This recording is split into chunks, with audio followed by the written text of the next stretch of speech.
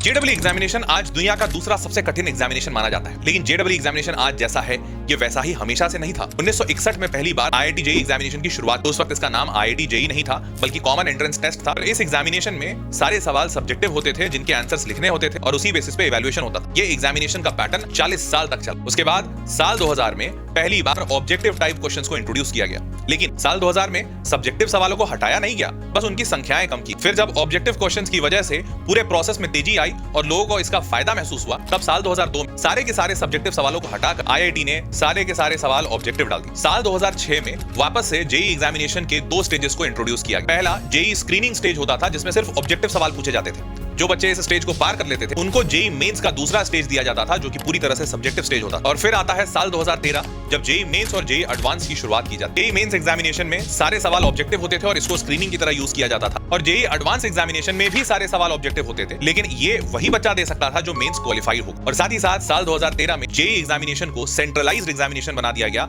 देश के अधिकांश इंजीनियरिंग कॉलेजेस में एडमिशन के लिए। फिर साल 2018 में एक और बड़ा बदलाव लाया गया जब pen and paper based examination को पूरी तरह से खत्म करते हुए 100% कंप्यूटर बेस्ड एग्जामिनेशन कर दिया गया, और इस वक्त के बाद से जेईई एग्जामिनेशन वैसा हो गया जैसा ये आज दिखता है। इसके बावजूद छोटे मोटे चेंजेस जेईई एग्जामिनेशन में आए था आप देखते रहते हो, लेकिन कोई बड़ा बदलाव अभी तक सामने नहीं आया है। उम्मीद करते हैं कि जेईई एग्जामिनेशन हमें जैसा दिखता है शायद वैसा ही रहे या उससे और बेहतर। तो आप लोग भी मन लगा के पढ़ाई कीजिए, क्योंकि आईआईटी के इस बेहतरीन इतिहास का हिस्सा आपको भी बनना है। ऐसे ही इंफॉर्मेशन वीडियोस के लिए सब्सक्राइब